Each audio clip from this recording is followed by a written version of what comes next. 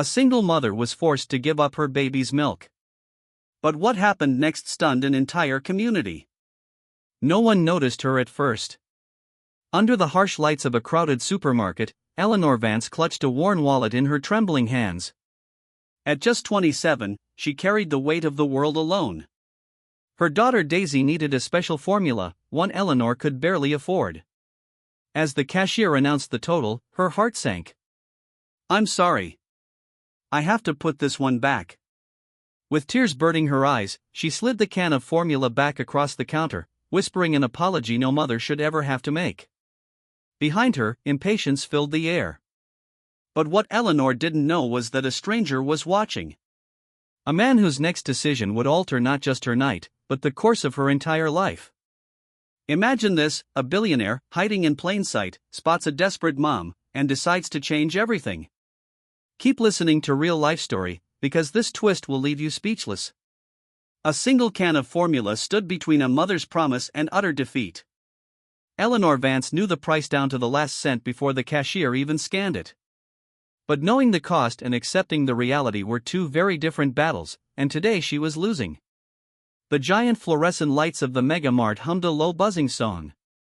It was a tune of indifference, a sound that filled the vast space but offered no comfort. For Eleanor, it was the soundtrack to her rising panic. At 27, she often felt as though the entire weight of the world had settled upon her shoulders, a burden that was both heavy and hers alone. Her daughter Daisy was nearly a year old. She was a perfect tiny miracle with a button nose and eyes the color of a summer sky. Daisy was the single unwavering light in Eleanor's life. The reason for every sacrifice, every long hour, every quiet prayer. But today, even the thought of Daisy's smile couldn't cut through the thick fog of their circumstances. Eleanor stood in the checkout line, her worn shopping cart containing the absolute necessities. There was a loaf of store brand, a small container of oatmeal, a bag of frozen vegetables, and 2 jars of baby food. And then there was the formula. It was a large blue can of a specific hypoallergenic brand. The doctor had insisted on it. Daisy had a sensitive system and the cheaper formulas left her crying in pain for hours. The can felt like a luxury, a splurge she wrestled with every single week. Eleanor had promised herself she would always make it work. She would eat less, she would work more. She would do whatever it took to provide this small essential comfort for her baby girl. The cashier, a young man with a bored expression and a name tag that read Kevin, began scanning her items. Deep the bread. Deep the oatmeal. Deep the vegetables. With each sound, the numbers on the small screen climbed higher and higher. Eleanor's hands, gripping the cart handle, grew damp. She squeezed the thin, cracked leather of her wallet in her coat pocket. It had been her great-grandfather's, a man who had fought in a war that most people had forgotten. Inside it, a few wrinkled dollar bills and a small handful of change were all she had to last until her next paycheck. "Will that be all for you today?" Kevin asked, his voice flat. Eleanor nodded, her throat suddenly tight. He grabbed the can of formula. The scanner beeped louder this time. More final. "That's $31.42. He announced. Eleanor's breath caught in her chest. She had counted her money 3 times before she left her tiny apartment. She knew deep down that she was short. She had been hoping for a sale, for a coupon she'd forgotten, for some small miracle. But miracles felt like they were for other people, for lives much different than her own. Shame, hot and sharp, washed over her. The people behind her were shifting, their carts rattling with an impatient rhythm. I'm sorry," she stammered, the words barely audible. "I have to put something back." Kevin's expression didn't change. He simply waited, his hand hovering over the keyboard. This was just another part of his job. He saw this happen every day. The quiet apology, the fumbling hands, the averted eyes. It was a scene as old as the invention of the cash register. With a hand that trembled, Eleanor reached forward. She placed her fingers on the cool metal of the formula can. It felt impossibly heavy, like it was filled with lead instead of powder. Her heart ached with a physical pain, a sharp pang of failure that stole her breath. In that small ordinary moment under the harsh uncaring lights of the megamart, Eleanor felt like the worst mother in the world. She was failing her daughter. "This one," she said, her voice cracking as she pushed the can toward the cashier. "I need to put this one back." She refused to look at him. She couldn't bear to see the flicker of pity that might be in his eyes. She fumbled with her wallet, her fingers feeling clumsy and foreign.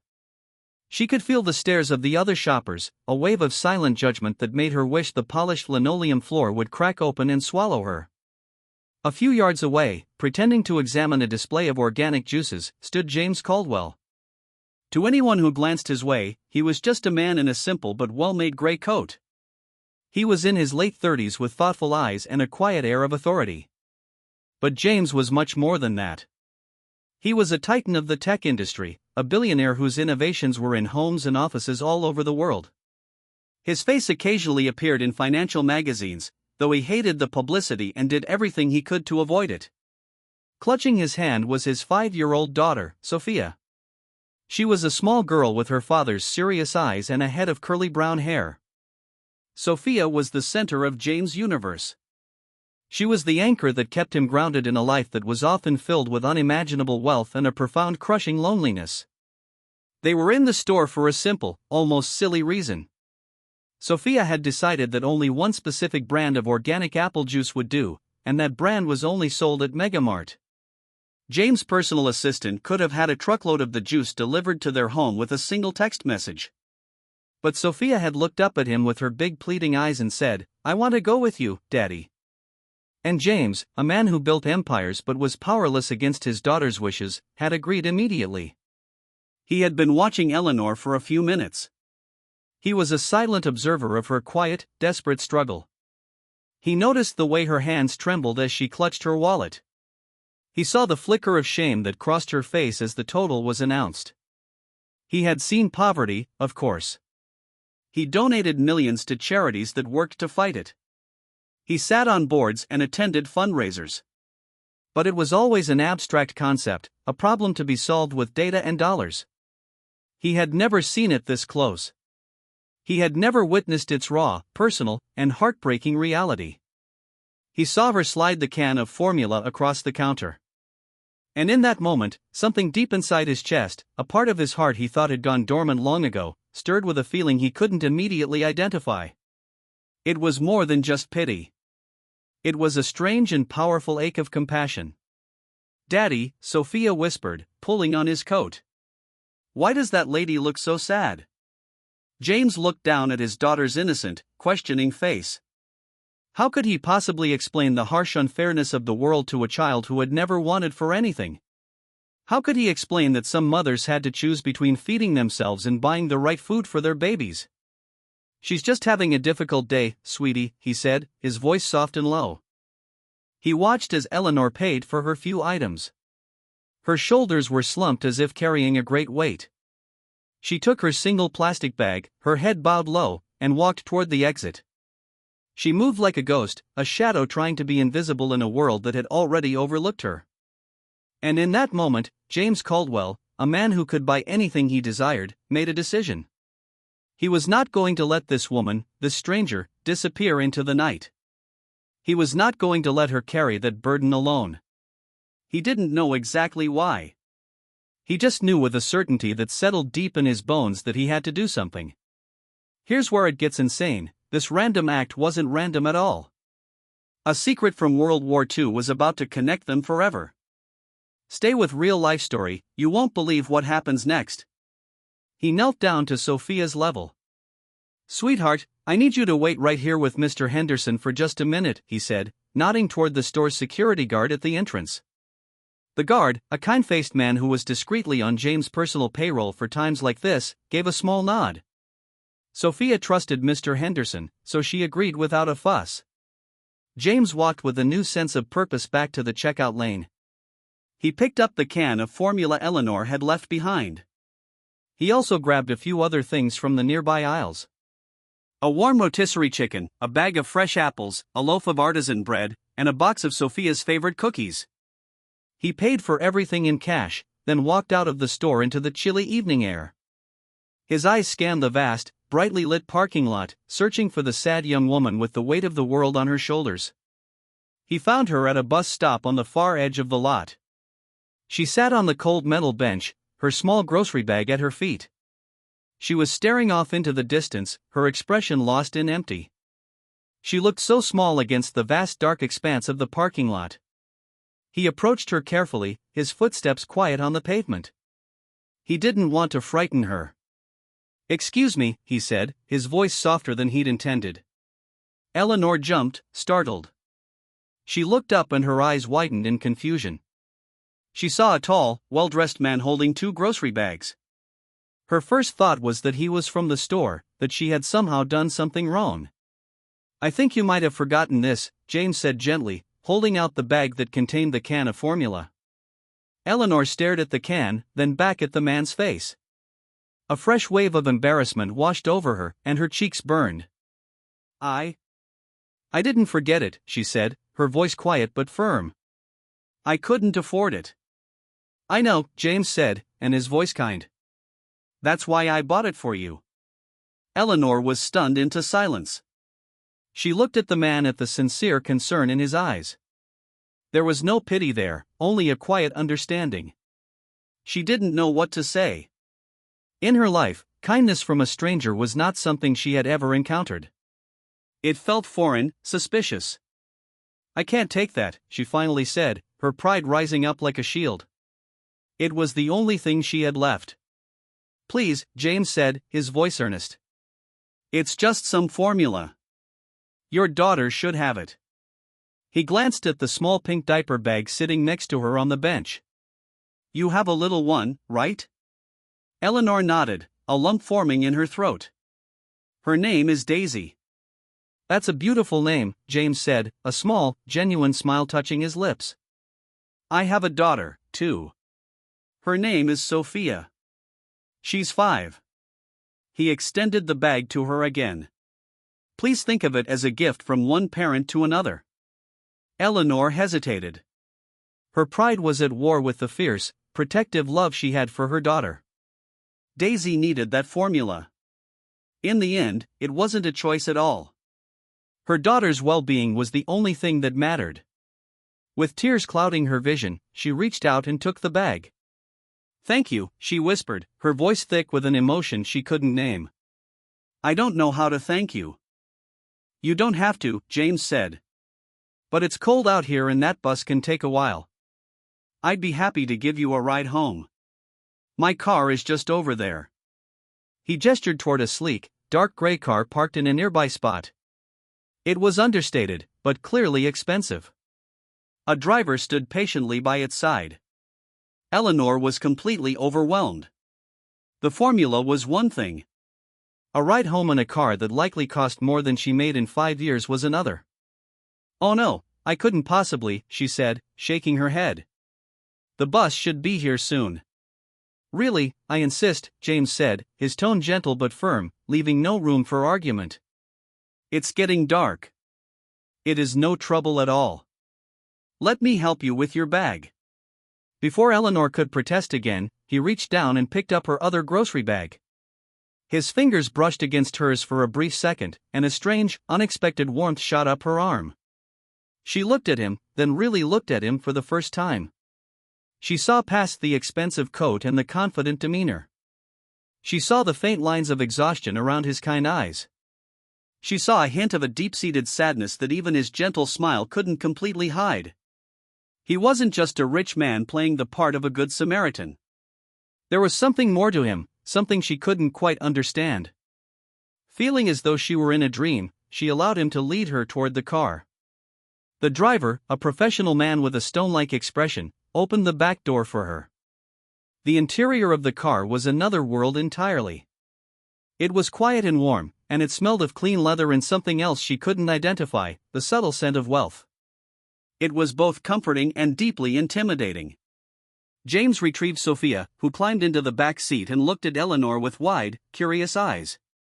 "Sophia, this is Ms. Vance," James said to his daughter. "She and her daughter are going to ride home with us." "Hello," Sophia said, her voice a tiny, shy whisper. "Hi, Sophia." Eleanor replied, a genuine smile finally reaching her lips.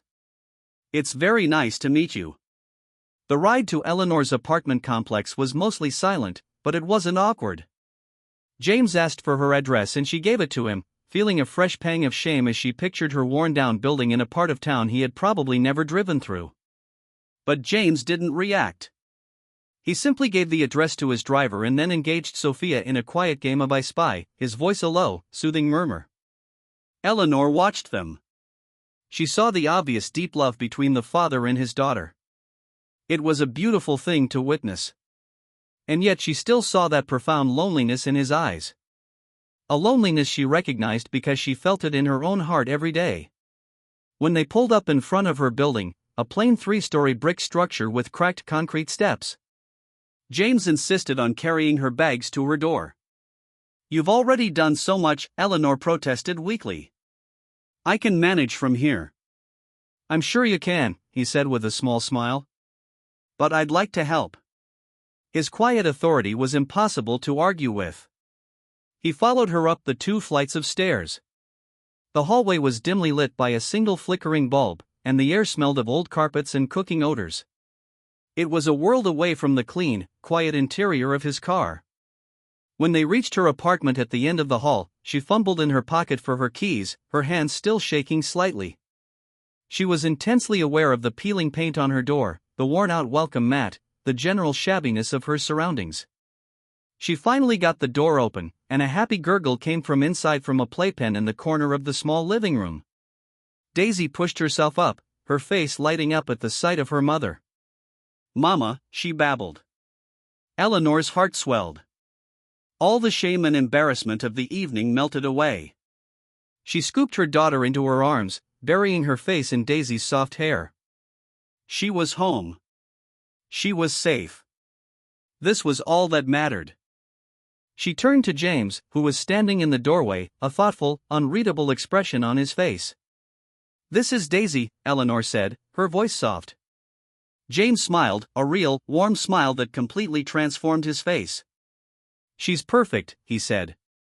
His gaze swept around the small apartment. It was cramped and sparsely furnished, but it was also spotlessly clean. A few framed photos sat on a small bookshelf next to a stack of library books for children. He saw a home that was filled with an abundance of love, if not with material things. And in that moment, standing in the doorway of a stranger's humble apartment, James Caldwell felt a sense of human connection, of something real and genuine that he hadn't felt in a very long time. He knew with a certainty that settled deep within him that this was not just a random act of kindness. This was something more. He handed her the grocery bags. It was a pleasure to meet you, Eleanor, he said, using her first name. Thank you again, she said, her voice full of a gratitude so pure it touched him more than any lavish praise he had ever received. You truly have no idea what this meant to me tonight. I think I do, he said, his eyes meeting hers. In that brief shared glance, a silent understanding passed between them.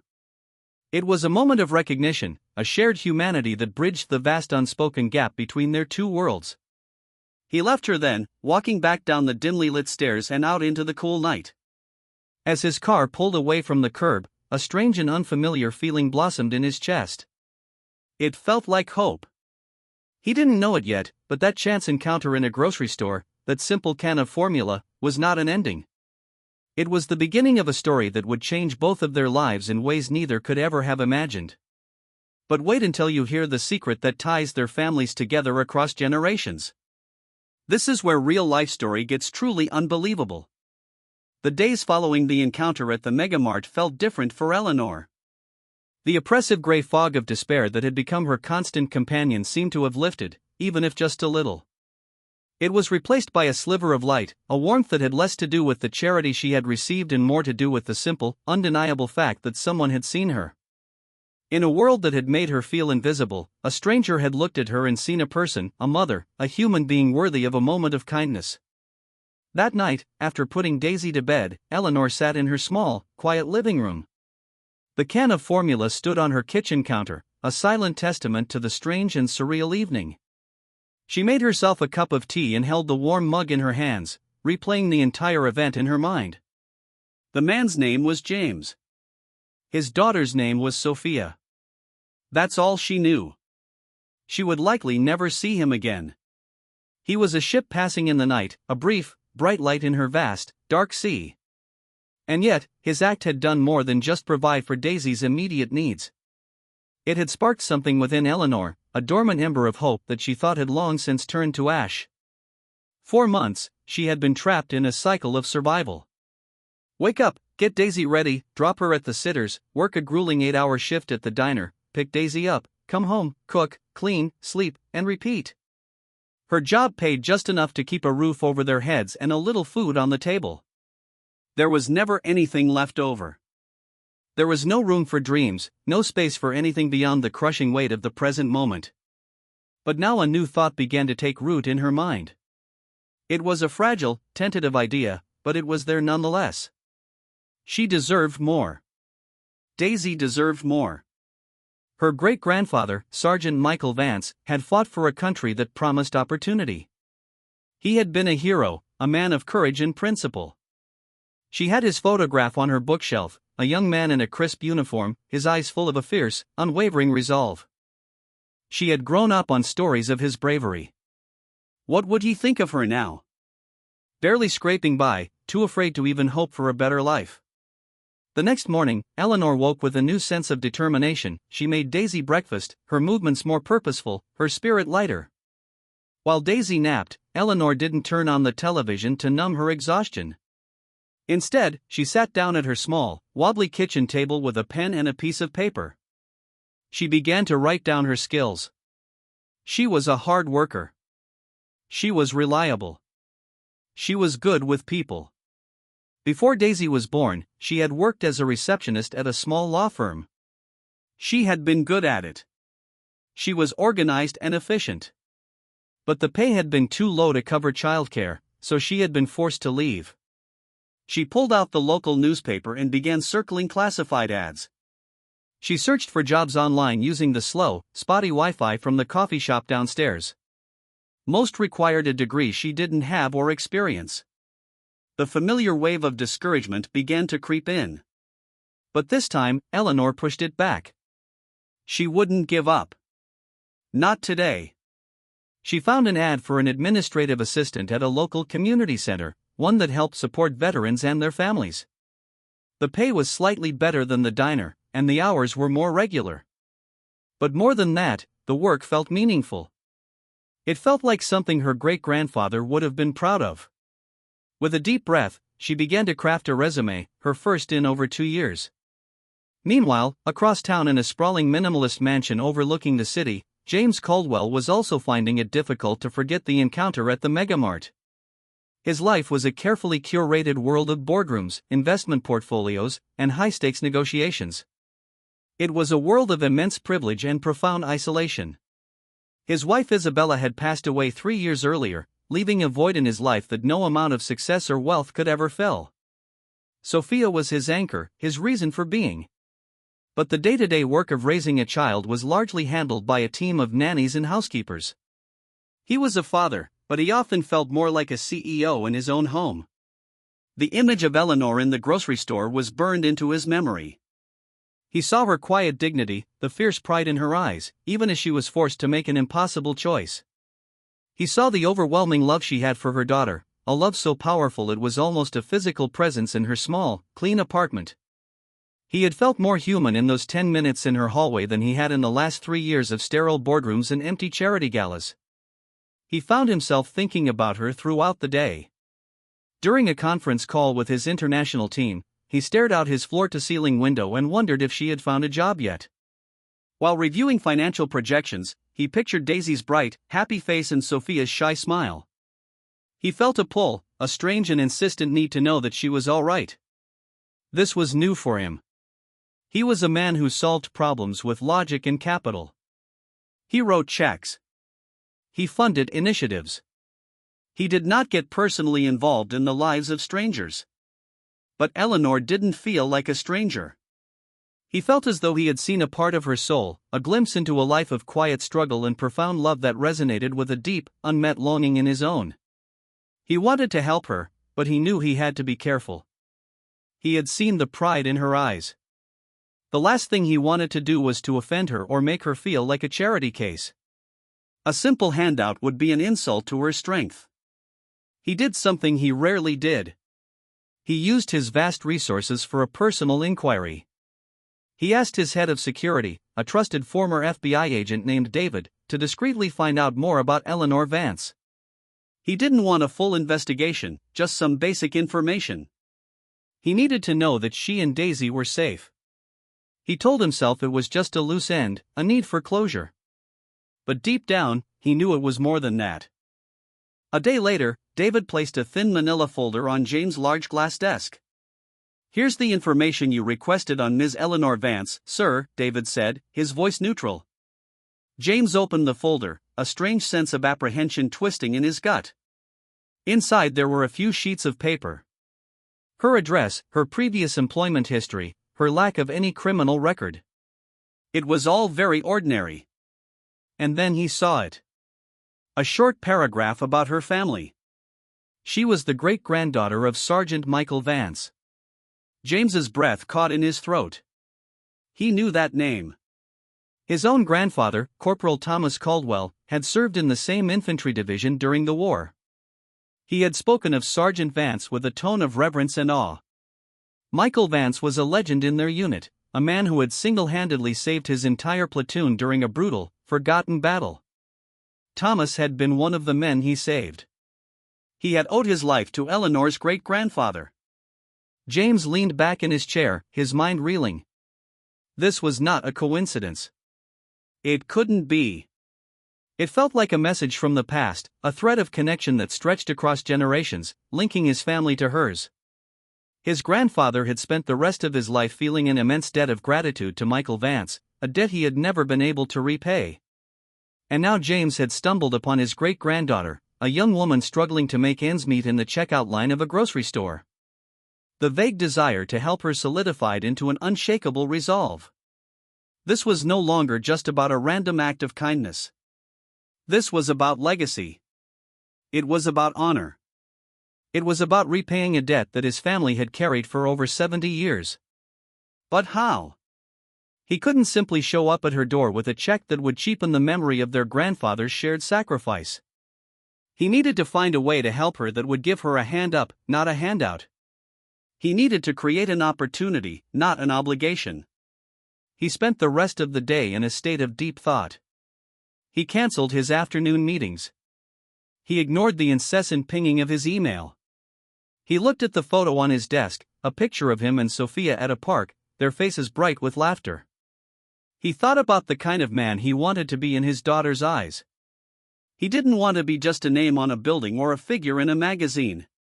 He wanted to be a man of integrity, a man who understood the value of human connection, a man who honored the past and invested in the future. By the time the sun began to set, casting long shadows across his office, he had a plan. It was unconventional. It was risky, but it felt right. He called David back into his office. "David," he began, his voice calm and clear. "I need you to do something for me. I need you to arrange a meeting."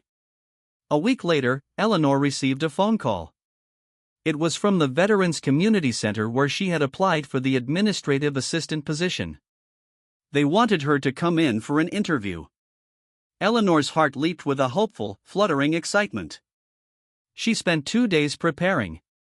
She ironed her only interview-appropriate blouse. She reviewed her resume until she had memorized every word. She arranged for her neighbor, a kind elderly woman, to watch Daisy for an hour. She walked into the community center with a mixture of hope and crippling anxiety. The center was a modest, welcoming place, its walls lined with photographs of local servicemen and women. She was led into a small office to meet the director, a warm, smiling woman named Mrs. Gable. The interview went well. Eleanor was able to speak about her great-grandfather, about her deep respect for the military, and about her genuine desire to be a part of an organization that did such important work. At the end of the interview, Mrs. Gable smiled at her. "You are a very impressive young woman, Eleanor. Your passion for this work is evident." She paused, her expression turning thoughtful. "The administrative position has actually just been filled. I'm so sorry." Eleanor's heart sank. She had been so close. She tried to keep the disappointment from showing on her face. "Oh, I see," she said, her voice barely a whisper. "Well, thank you for your time." She stood up to leave, the familiar weight of defeat settling back onto her shoulders. "But," Mrs. Gable said, holding up a hand, "another opportunity has just come up. It's a bit unusual." She slid a piece of paper across the desk. "Our biggest benefactor has recently established a new program. It's called the Vance Legacy Grant." Eleanor stared at the paper. Her own last name was printed in bold letters at the top. "The grant," Mrs. Gable continued, "is designed to support the direct descendants of local war heroes. It provides funding for education, career training, and a living stipend to help families get back on their feet. It's brand new. In fact, you would be the very first recipient. It seems our benefactor was made aware of your application and your connection to Sergeant Michael Vance. He was very insistent." Eleanor was speechless. She looked at the paper, then back at Mrs. Gable, her mind struggling to process what was happening. A grant in her family's name. It felt like a dream. Who? Eleanor finally managed to ask, who was the benefactor? Mrs. Gable smiled. "He prefers to remain anonymous. He simply believes in honoring our heroes and investing in their families. The grant is yours, Eleanor, if you want it. It would provide you with a monthly stipend, more than you would have made in the administrative position. It would also cover the cost of you going back to school if that's something you'd want to do. It would give you a chance, a real chance to build a new life for you and your daughter." Tears welled up in Eleanor's eyes. She thought of her great-grandfather. She thought of the man in the grocery store. She thought of the flicker of hope that had been ignited within her. This wasn't charity. This was an opportunity. This was a legacy. She looked at Mrs. Gable, a single tear tracing a path down her cheek. "Yes," she said, her voice trembling, but full of a new, unshakable strength. "Yes, I want it." As she walked out of the community center and into the bright afternoon sun, Eleanor felt a profound sense of peace. She didn't know who the anonymous benefactor was, but she sent a silent prayer of gratitude out into the universe. She didn't know that the man who had bought her a can of formula was the same man who had just given her a future. She only knew that for the first time in a very long time, the path ahead was not dark and uncertain. It was illuminated by the bright, warm light of possibility, and she was ready to take the first step. And that's when the fairy tale begins. But jealousy is coming, and it almost destroys everything. Keep watching Real Life Story to see how love wins in the end. The Vance Legacy Grant was more than just money. It was a lifeline. It was the solid ground beneath Eleanor's feet after years of treading water in a stormy sea. The first thing she did was move. She found a small 2-bedroom apartment in a quiet, family-friendly neighborhood. It wasn't luxurious, but it was safe. The building had a small shared patch of grass out back where Daisy could play, and the windows let in the bright afternoon sun. For the first time since Daisy was born, Eleanor felt like she could truly breathe. She established a strict routine. During the day, her life was entirely devoted to Daisy. They went to the park, visited the local library for story time, and spent hours on the living room floor building towers with colorful blocks. Daisy, sensing the profound shift in her mother's spirit, blossomed. Her babbling turned into first words, and her wobbly first steps became confident little runs. But after she tucked Daisy into her crib each night, a different Eleanor emerged. She would make a pot of strong coffee, sit at the small desk she'd bought at a second-hand store, and open her laptop. With the grant covering her tuition, she had enrolled in an online business administration program at the local community college. The coursework was challenging and her brain often felt fuzzy with exhaustion after a long day of chasing a toddler. But as she worked through spreadsheets and read chapters on management principles, she felt a sense of purpose she hadn't realized she was missing. She wasn't just surviving anymore. She was building. She often thought of the anonymous benefactor who had made all this possible. In her mind, he was a kind, elderly man, perhaps a veteran himself, who wanted to leave a positive mark on the world. She wrote a heartfelt letter of thanks and gave it to Mrs. Gable at the community center, hoping it would find its way to him. She wanted him to know that his gift had not been wasted. She was honoring her great-grandfather's legacy by seizing this opportunity with both hands and holding on tight. She never once connected this faceless philanthropist with the kind-eyed stranger from the megamart. That memory was tucked away in a different part of her heart. A cherished standalone moment of grace that had no connection to her new reality. 3 months after she received the grant, Eleanor got a call from Mrs. Gable. "Eleanor, dear, I have a small favor to ask," the director said, her voice warm and persuasive. "We're hosting a small reception next Friday evening. It's to officially launch the Vance Legacy Grant and to thank the donors who made it possible. As the first recipient, it would mean the world to us if you would attend and perhaps say a few words. Just a few minutes about what this program has meant to you and Daisy." Eleanor's stomach immediately tied itself in a knot. Public speaking was her worst nightmare. "Oh, Mrs. Gable, I don't know," she stammered. "I'm not very good at that sort of thing. I wouldn't know what to say." "Just speak from the heart, dear," Mrs. Gable encouraged. "You are the living proof of why this program matters. And our main benefactor will be there. He's a very private man, but he's making a rare appearance. I know he would be so moved to hear your story in person." The mention of the benefactor changed everything. This was her chance, her only chance to thank him face to face. The thought terrified her, but she knew she had to do it. "Okay, Mrs. Gable," she said, taking a deep breath. "I'll be there." The week leading up to the event was a blur of anxiety. Eleanor wrote and rewrote a short speech a dozen times, the words never feeling quite right. She worried about what to wear, finally settling on a simple dark blue dress she found on the clearance rack at a department store. It was the first new piece of clothing she had bought for herself in years. On the night of the reception, she dropped a chattering Daisy off with her trusted neighbor and drove her old sputtering car to the community center. The event was being held in the main hall, which had been decorated with simple white tablecloths and small bouquets of flowers. It was a modest affair filled with local community leaders, veterans, and their families. Eleanor felt terribly out of place. She clutched her small purse, her palms sweating, and scanned the room for a friendly face. And then she saw him. He was standing across the room talking to a city councilman.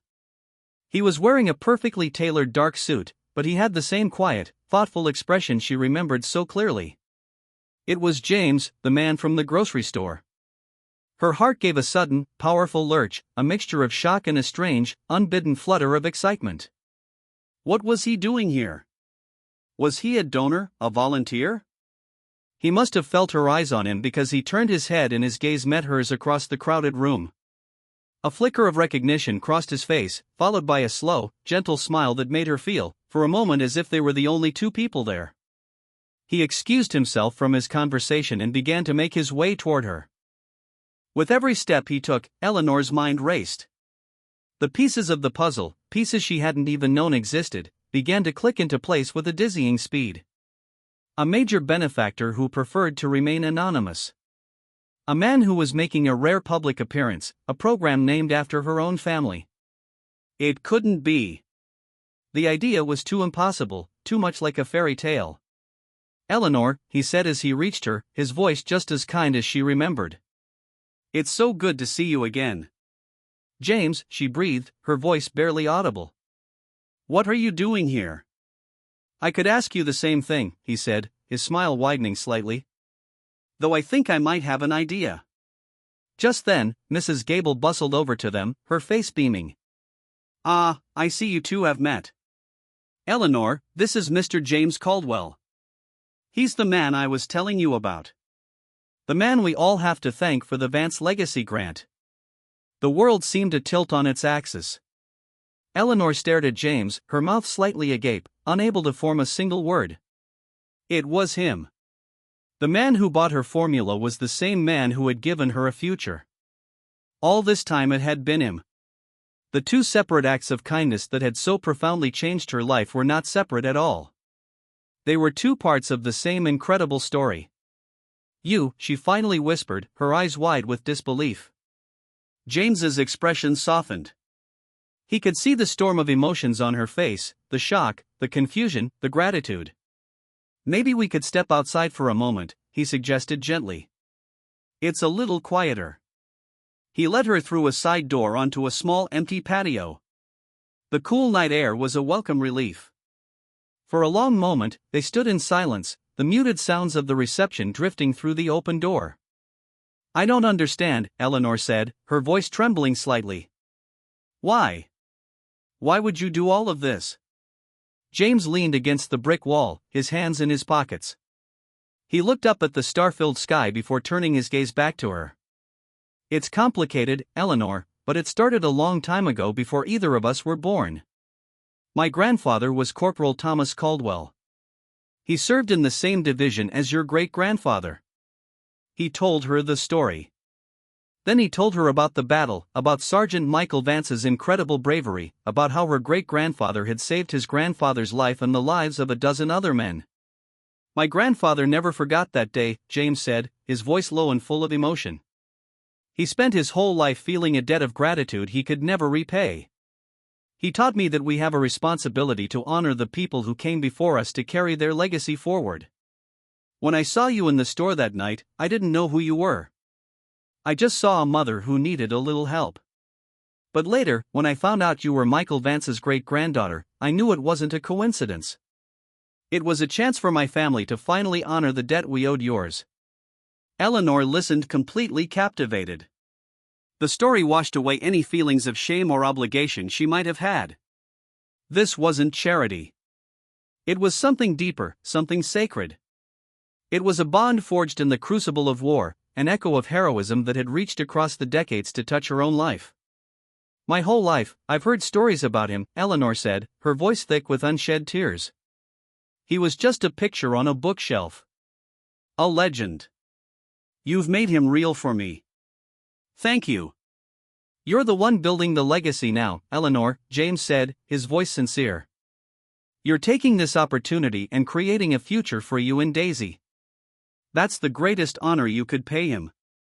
A comfortable silence settled between them again. For the first time, Eleanor didn't feel intimidated by him. She didn't see a billionaire. She saw the grandson of Thomas Caldwell, a man trying to honor his family's past. And he didn't see a charity case. He saw the great-granddaughter of Michael Vance, a strong, resilient woman with a fire in her eyes. Their quiet moment was interrupted by a sharp, feminine voice. James, there you are. I've been looking all over for you. A woman appeared in the doorway. She was tall and elegant, dressed in a designer suit that probably cost more than Eleanor's rent for an entire year. Her blonde hair was perfectly styled, and her smile was bright, but didn't quite reach her cold, calculating eyes. Penelope, James said, his own smile becoming slightly more formal. I was just getting some air. This is Eleanor Vance. Eleanor, this is Penelope Covington. She's on the center's board of directors. Penelope's eyes swept over Eleanor, taking in her simple dress and her second-hand shoes in a single dismissive glance. Vance, she said, the name sounding like a question. Oh, you're the recipient. How lovely. The word recipient was coated in a thin veneer of condescension. It's a pleasure to meet you, Eleanor said, extending a hand. Penelope ignored it, her attention already back on James. They're about to start the speeches, darling, and you promised you'd sit at my table. She tucked her arm through his, a clear gesture of ownership. James looked uncomfortable. He gently extracted his arm from her grip. I'll be in shortly, Penelope. I need to speak with Eleanor. Penelope's smile tightened for a fraction of a second before she regained her composure. Of course, don't be long. She gave Eleanor one last lingering look, an unspoken warning passing between them before she turned and disappeared back inside. The warmth of the moment had been shattered. Eleanor suddenly felt self-conscious and out of place all over again. I'm sorry about that, James said, a note of apology in his voice. It's fine, Eleanor said, though it wasn't. I should probably go inside. I think I'm supposed to give a speech. The thought now filled her with a fresh wave of terror. "You'll be wonderful," James said, his encouraging gaze meeting hers. "Just speak from the heart. That's all anyone needs to hear." He was right. As Eleanor stood at the podium a few minutes later, looking out at the small crowd, she didn't see a room full of strangers. She saw her great-grandfather's legacy. She saw Daisy's future. And in the front row, she saw James, his eyes full of a quiet, steady support that gave her the strength she needed. And so she spoke. Eleanor took a deep, shaky breath and looked out at the faces staring back at her. Her prepared speech, the one she had agonized over for a week, felt like a distant memory. The carefully chosen words and practiced phrases evaporated from her mind, leaving only the raw, unvarnished truth of her experience. So that is what she gave them. She spoke not as a recipient but as a mother. Her voice, though quiet, resonated with a strength she didn't know she possessed. She told them about the crushing weight of trying to provide for her daughter, about the shame she felt in the grocery store, and about the impossible choice between a baby's needs and an empty wallet. She spoke of her great-grandfather not as a distant hero from a history book, but as the man whose legacy of courage she tried to live up to every single day, even in her darkest moments. "This grant," she said, her eyes finding James in the crowd, "is more than financial support. It's a message. It's a message that says, we see you. It says that the sacrifices of our parents and grandparents and great-grandparents have not been forgotten. It says that their legacy is not just a statue in a park or a name on a plaque, but it lives on in the opportunities we create for their children." She finished by simply saying, "Thank you for giving my daughter a future, and thank you for giving me back my hope." When she stepped away from the podium, the room was completely silent for a beat. Then, a wave of applause erupted, warm and sincere. Several older veterans in the audience were dabbing their eyes. As Eleanor made her way back to her seat, her legs feeling like jelly, a number of people reached out to shake her hand, to pat her on the shoulder, to thank her for her honesty. For the first time, she didn't feel like an outsider. She felt like she belonged. James was waiting for her, his eyes shining with an emotion she couldn't quite decipher. It looked like pride. "I told you you'd be wonderful," he murmured, his voice for her ears only. Across the room, Penelope Cavington watched this exchange, her lips pressed into a thin, hard line. She saw the way James looked at Eleanor with a warmth and admiration he had never shown her. She saw the genuine respect Eleanor had earned from the community leaders in the room. In Penelope's meticulously ordered world, where status and wealth were the only currencies that mattered, Eleanor Vance was an anomaly, an unacceptable disruption. And Penelope was not a woman who tolerated disruptions. In the weeks that followed, a subtle but poisonous campaign began. Penelope, a master of social and political maneuvering, started planting seeds of doubt among the other board members of the community center. She never attacked Eleanor directly. Her methods were far more insidious. During a budget review meeting, she would sigh and say, "I'm just a little concerned about the oversight for this new Vance grant. It seems a large sum to be awarded to a single individual based on a personal recommendation." She would corner other members in the hallway, her voice a conspiratorial whisper. "It's a lovely story, of course, but we must be careful about appearances. We wouldn't want the public to think our donations are being used to benefit the personal friends of our benefactors." The implication was clear and ugly. Eleanor was not a deserving recipient, but an object of James Caldwell's pity, or worse, his affection. She was a gold digger who had manipulated a lonely billionaire. And James, in his grief, was using the center's funds to pursue her. The narrative was cruel, false, and deeply damaging. Mrs. Gable, who was fiercely protective of both Eleanor and the grant program, tried to shut the rumors down, but Penelope was too powerful. Finally, Mrs. Gable had no choice but to call an official board meeting to review the allocation process and future of the Vance Legacy Grant. She called Eleanor the day before the meeting, her voice heavy with worry. "I'm so sorry, Eleanor," she said. "Penelope Cavington is questioning the integrity of the program. She's trying to have the grant suspended, pending a review. I'm afraid she might succeed." Eleanor felt a cold dread seep into her bones. The life she had so carefully begun to build felt like it was about to be shattered. The shame and humiliation of Penelope's accusations were a physical blow. But then a different feeling rose up to meet the fear. A hot, fierce anger. This wasn't just about her. Penelope was tarnishing her great-grandfather's name. She was trying to tear down a program that could help countless other families. The Eleanor of a few months ago would have crumbled. But this Eleanor, the one who had found her voice, would not go down without a fight. "When is the meeting?" she asked, her voice steady. The next afternoon, Eleanor walked into the community center's boardroom. All eyes turned to her. Penelope sat at the head of the long table, looking surprised and annoyed by Eleanor's presence. James was there, too, sitting at the far end, his face grim. Penelope began the meeting, her voice smooth and professional. She spoke of fiduciary duty, of donor confidence, of the need for transparent and unimpeachable processes. She never mentioned Eleanor by name, but everyone in the room knew who she was talking about. "All I am suggesting," Penelope concluded, giving the other board members a look of sincere, feigned concern, "is that we pause this particular initiative until a more rigorous and impartial selection committee can be formed. It is simply a matter of good governance." A heavy silence filled the room. The other board members shifted uncomfortably. They were good people, but they were intimidated by Penelope's influence. Before anyone could speak, Eleanor stood up. "My name is Eleanor Vance," she said, her voice clear and strong. "I am the single individual and the personal friend that Mrs. Covington is so concerned about." She looked directly at Penelope. "You talk about governance and process, but what you're really doing is trying to punish me because you believe I am unworthy. You look at me and you see a poor single mother, someone who doesn't belong in your world. You see a charity case, but you don't see a person.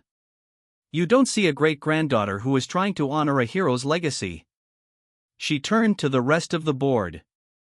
"This grant is not about me. It's for every family that has sacrificed. It's for every child whose parent or grandparent served this country. To suspend it, to bury it in reviews and committees because one person disapproves of its first recipient would be an insult to every single one of them." Penelope scoffed. "This is all very emotional, Miss Vance. But it doesn't change the facts. The fact is you had a pre-existing personal relationship with our primary benefactor. The optics are, to put it mildly, inappropriate." "You're right," the deep voice said from the end of the table. James stood up. "Our families do have a pre-existing relationship. It goes back more than 70 years. He walked to the head of the table and placed a worn leather-bound journal on the polished wood. He opened it to a bookmarked page. "This was my grandfather's journal," he said to the stunned board members. "Corporal Thomas Caldwell. In it, he describes in great detail the day his life was saved by a sergeant named Michael Vance. He reads here," James said, his finger tracing the faded ink. "He was the bravest man I ever knew. I owe him my life. A debt I can never repay." James then laid out several photographs and documents. A grainy black and white photo of a group of young soldiers, his grandfather and Eleanor's great-grandfather standing side by side. Official military commendations detailing Sergeant Vance's heroism. "The Vance Legacy Grant is not an act of charity," James said, his voice ringing with authority and conviction. "It is the long-overdue payment of a debt of honor from the Caldwell family to the Vance family. Eleanor Vance is not a recipient of my pity. She is the heir to a legacy of courage that my family has a sacred duty to acknowledge. To suggest anything else, to imply that this is anything other than what it is a dishonor to the memory of these two men." The room was utterly silent. Penelope's face was pale, her carefully constructed narrative completely demolished by the simple, powerful truth. She had been exposed, her petty jealousy laid bare for all to see. She had attacked with innuendo and suspicion, and James had answered with history and honor. There was nothing more to say. The board voted unanimously not only to continue the Vance Legacy Grant, but to work with James Foundation to expand it, making it a permanent pillar of the community center's mission. Penelope Covington quietly resigned from the board a week later. 2 years passed.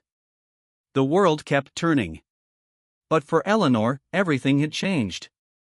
She had earned her degree in business administration, graduating at the top of her class. True to his word, James had hired her to work at his family's philanthropic foundation. Her primary role was to run and expand the program she had once been the sole recipient of. The Vance Legacy Grant had now helped over a dozen families of veterans get a fresh start, providing them with the same hope and opportunity that had been given to her. On a bright, sunny Saturday afternoon, Eleanor and James sat on a large blanket in a park. A few feet away, a 7-year-old Sophia and a 3-year-old Daisy were playing, their happy shrieks of laughter filling the air. They looked for all the world like sisters. Eleanor leaned her head on James' shoulder, a comfortable, familiar gesture.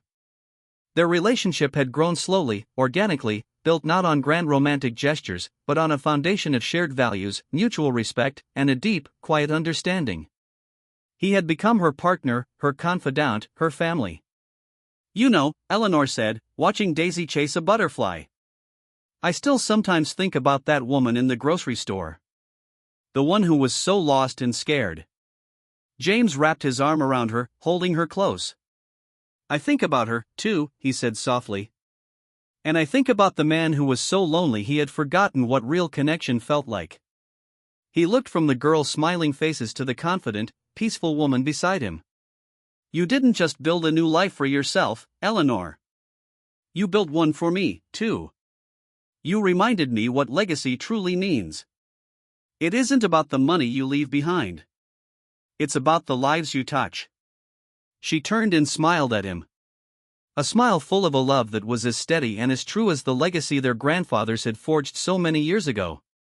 The journey had been unexpected, the path forged by hardship and grace. But here, in the warm afternoon sun, surrounded by the quiet joy of the family they had built, she knew they were exactly where they were always meant to be. It had all started with an act of kindness in a grocery store. A single moment that proved a debt of honor never expires, and that the quietest acts of love can echo the loudest through generations. And that's where we'll end the story for now on Real Life Story. Whenever I share one of these, I hope it gives you a chance to step out of the everyday and just drift for a bit. I'd love to know what you were doing while listening, maybe relaxing after work, on a late-night drive, or just winding down. Drop a line in the comments. I really do read them all. And if you want to make sure we cross paths again, hitting like and subscribing makes a huge difference. Thanks for spending this time with Real Life Story.